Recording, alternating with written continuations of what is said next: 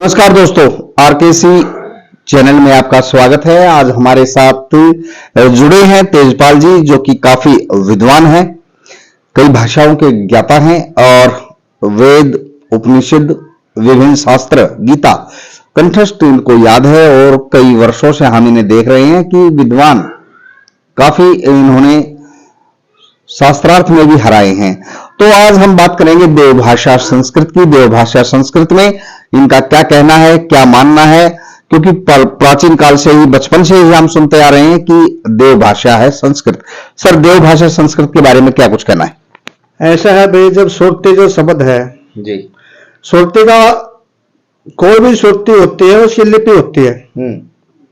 ठीक है जी।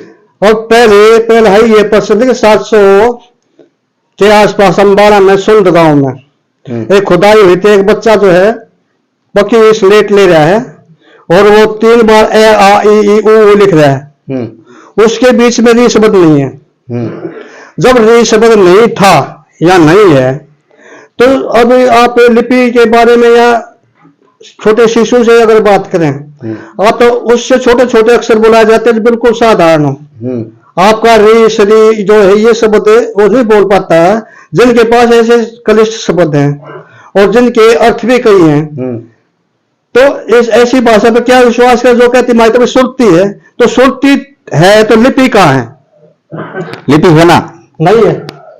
देवनागरी बता तो रहे हैं। बिल्कुल 1100 सदी तक भी कोई लिपि नहीं है।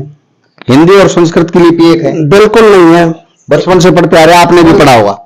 अगर आपको कोई कंफ्यूज करे और अपनी बात को बार बार दोहरा गए, पक्का करना चाहे, तो यही बताया ना हमारे पास सुंद में 7वीं सदी के बाद में एक बच्चा स्लेट ले रहा है, वो अंबाड़े से और दिल्ली म्यूजियम में वो रखी हुई है, उसमें री शब्द नहीं है जी। जब री नहीं है तो ऋग्वेद नहीं है। सीधी बात है ना। आप वेद पर सीधा प्रश्न कर रहे हैं, सीधा कटाक्ष कर रहे हैं। अब वेद पे सीधा प्रश्न है। अब ये कितनी सुंदर भाषा है, मैं बताऊं। इनके कुतिया है शर्मा। शर्मा देवजों के पास, वैश्यों के पास पहुंचती है, अनार्यों के पास पहुंचती है, हे भाई तुम अपना कुछ हिस्सा इनको दे दो। तो वो कहते हैं अभी देख बहन, हम जो है ना ठगों को जो जबरदस्ती किसी भी चीज में प्रभावित कर कुछ लेना चाहते हैं, बिल्कुल कुछ नहीं देंगे। शर्मा क्या कहती है, अबे हमारी इसमें बहन का तो कोई संबोधन ही नहीं है। मैं इस बात को जानती नहीं, बहन भी होती है कोई। मैं इस बात को नहीं जानती कि बहन भी होती है कोई। जब वहां ये सौसा, इस जो जितने भी आपके हिंदी या संस्कृत में जितने संबोधन हैं जी, तो जितने संबोधन हैं, तो ये कहां से आए भाई? जब वो तो ये कह रही है हम तो ये संबंध ना जानते, हमने तो एक संबंध का देगा। एक उदाहरण से आप संस्कृत भाषा को नकार नहीं सकते। अब और क्या प्रमाण है आपके पास? पुख्ता प्रमाण बताइए। पुख्ता प्रमाण बताता हूँ। ये जैन नाम से 11वीं सदी से पहले पेपर चीन से निकला था, अरब में गया था, और अरब के बाद में जी ये मुगल काल में यहाँ आया था पेपर। उससे पहले संस्कृति को लिपि बताओ, को किसी राजा महाराजा की मोहर बताओ, को शिलालेख बताओ। तो दावा है आपका? ये दावा तो कर रहा हूँ मैं, वैसे बैठा हूँ, दावा के साथ कह रहा हूँ। दावा कर रहे हैं तेजपाल जी की संस्कृत भाषा कोई भाषा थी ही नहीं, और बड़ा इंटरेस्टेड है क्योंकि हमने तो बचपन से ही पढ़ा है। आपने भी संस्कृत भाषा पढ़ी है भैया, समाज में भी गए, बात भी माननी है, देखे भी हैं। तो फिर इतना विद्रोह संस्कृत भाषा के प्रति क्यों? अरे मेरे को ये बता दो, कोई शिलालेख है, किसी राजा महाराज की कोई मोहर है, ठप्पा है, किसी भोजपत्र पे है? उपनिषद, वेद और सारे शास्त्र संस्कृत भाषा में लिखे गए। ये बिल्कुल बाद में लिपि बनाई है, बिल्कुल नहीं लिखे गए। किसने बनाई है? ये जिसने बनाई है। अब आप एक प्रश्न है, पहले बता दिया, ऋग्वेद में सिवाय प्रार्थना इसका धन दौलत मेरे को देते, इसको लौट ले तुम, हमने खुशी करते। सबसे प्राचीन ग्रंथ जो वेद है वो ऋग्वेद है। हाँ, तो उसमें यही प्रार्थनाएं हैं। हाँ, हे इंद्र, इसके धन दौलत हमारे को दे दे, इसके पुत्र को हमारे को दे दे, हमारे को शक्तिवान बना दे। तो ऐसी प्रार्थना तो भाई देव तो नहीं करते, देव का मतलब देने वाला होता है। दय ददाती, दमन, इंद्रियों का दमन, समझे, और दान। जी। देव शब्द के ये अर्थ है जिसमें ये गुण ना हो, वेद मत ये गुण नहीं है, वो तो कह रहा था हमारे को लूट ले लो, हमने दे दे, हमारे घर में इतनी संपत्ति थे, 7 संपत्ति 7 पुस्तक खाते रहे, तो ये तो कोई ज्ञान की बात नहीं, मैंने वेद में कौन सा ज्ञान लगे भाई बताओ। तो आप तो आर्य समाज से भी प्रभावित रहे हैं, पूरा जीवन आपने आर्य समाज में लगा दिया, और आप कह रहे हैं कि वेद से हमने कुछ नहीं है, वेद पर सीधा सीधा कटाक्ष कर रहे हैं आप। हाँ, तो अब पहली बात ये है वेद के बारे में, जब लिपि नहीं है, कहीं लिपि थी तो दिखाओ, सीधा कागज पे कैसे आ गई ये लिपि? बचपन से पढ़ते आ रहे हैं कि देव भाषा है संस्कृत, आपने भी पढ़ी है, और बता दिए। हाँ, इनमें ये गुण है ही नहीं। ओके।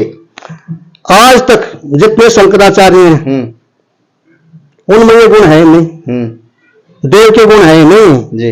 देव तो मनुष्य ही बन सकता है, देव को अलग से जाति नहीं, देव अलग से कोई योनि नहीं, देव अलग से कोई लोक नहीं जी, देव अलग से कोई स्वर्ग नहीं, कोई नरक नहीं। अगर होते तो महाभारत में तो खूब संस्कृत होगी ना जी, और ये विद्वान भी होंगे, तो हिमालय में जाकर क्या खाते करके भाई अरे क्यों साधना करी जो तुमने कही परमात्मा या मोक्ष में लगा, वो तो ये करा देते, क्यों गए भाई वो हिमालय में, क्यों कर मर गए जी। अगर उनके पास कोई उपदेश था, कोई ज्ञान था, तो क्यों नहीं दिया भाई? युधिष्ठिर की क्यों नहीं दिया ज्ञान? अपने घर में मुक्ति पा लेता है। अरे कभी तो क्या घर में महाभारत में लिख रखा है कि वो तो स्वर्ग की ओर गए। स्वर्ग की ओर? स्वर्ग जब जिसके पास मस्तिष्क होगा संसार में, जिसके पास ज्ञान इंद्रियां होंगी, जिसके पास संचरण होगा खून का, कोशिकाएं होंगी खून में, तभी स्वर्ग नरक और कुछ का पता लगे ना, परमात्मा का पता लगे। इस शरीर के परमात्मा का पता नहीं लगे, क्योंकि सबसे पहले महात्मा बुद्ध ने कहा था प्रत्यक्ष समुत्पाद, किसके होने से क्या चीज होती, किसके होने से क्या चीज नहीं होती। ये महात्मा बुद्ध का फार्मूला उनके पास कहा था, ये फार्मूला ये तो महात्मा बुद्ध ने बताया। अगर ज्ञान इंद्रियां होंगे तो ज्ञान से और कुछ होगा या नहीं होगा, ज्ञान इंद्रियां या होंगी तब आप महसूस करोगे, आप तो सिद्ध करोगे आत्मा है, आत्मा है भाई जी। और वो कुछ गलती ना और कुछ ना होती। ये गीता का ज्ञान है, ये गीता का ज्ञान है। लेकिन आज जिसका शरीर चला गया वो तो ना तो कहते स्वर्ग में जा, ना कहते नरक में जा, जिसके पास सोचने समझने ताकत नहीं, उसके लिए सब कुछ फेल है, कोई ज्ञान नहीं है, कोई ब्रह्म का ज्ञान नहीं, ब्रह्म का आत्म शब्द होता है। तो संस्कृत भाषा को नकार रहे हैं आप, कोई भाषा ही नहीं है। ये संस्कृत भाषा है लेकिन खिचड़ी भाषा है। संस्कृत का मतलब होता है संशोधित की हुई, जिसमें फेर बदल करके उसमें शुद्धता लाई गई हो जी। तो कौन सी भाषा की शुद्धता है ये तो अनेकों भाषाओं की शुद्धता, जैसे बताता हूं मैं। इनके जब अंग्रेज इस देश में आए 1765 में, और 78 में उन्होंने एशियाटिक सोसाइटी बनाई थी, उससे पहले ना तो निर्भया था इस देश में कोई संस्कृति भी है, ना इन्हें निर्भया था मौन जो रोडो भी कहते हैं, ना इन्हें निर्भया था वो फलाना गोरकुल भी आ रहा है।